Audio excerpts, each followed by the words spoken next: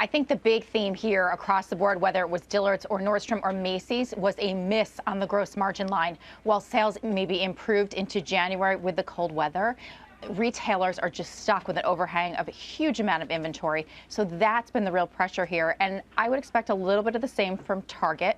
But also, I think Target's been doing the right things. They've been very aggressive on free shipping for holiday.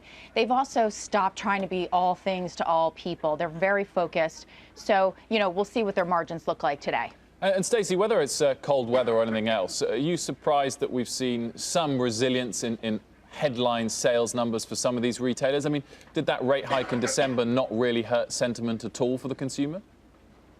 Well, I also think you have to put that in context of most of these retailers guided down in a big way well before they reported, so including Macy's. So yes, January picked up a little bit with the cold weather, but if you look at the average retailer like a Macy's, they guided to 2016 earnings 20% below 2015 earnings. So there's still a problem here on the top line. Stacey, when it comes to the strategy for picking these stocks, is it as simple as follow where the consumer is going? Terry Lundgren in that interview yesterday said, how many cars can they buy? But when it comes to autos, when it comes to home improvement, as we saw in Home Depot results yesterday, that's where the action is. Department stores, not so much.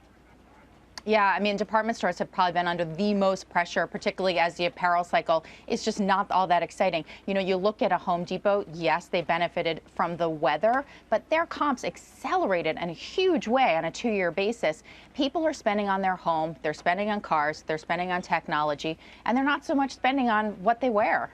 Except unless it's a sporting apparel, right, Stacey, like a Lululemon or a Nike or an Under Armour. Except for, yes, a Lululemon, but also I think you have to worry about all the copycats in athleisure that are coming into the market. Primark, who just has a couple stores in the States now, they do an amazing workout line. And guess what? The bottoms, the workout leggings, are about $10 versus about $100 at Lulu. So lots of pressure coming into that sector, too. What about in the high fashion end, Stacey, the likes of Burberry? Have they got any positives that you can look at the moment? Yeah, so you guys were just talking obviously about Brexit and the weakness in the pound here. So a slight bit of good news here is that if you're a UK retailer or a luxury retailer with a big European exposure, I'm starting to see a little bit of Asian tourism flow back into London. We know that customer has been scared to go to Paris, and now the pound has finally come down. So maybe a little tourism flow will help out the likes of Burberry here.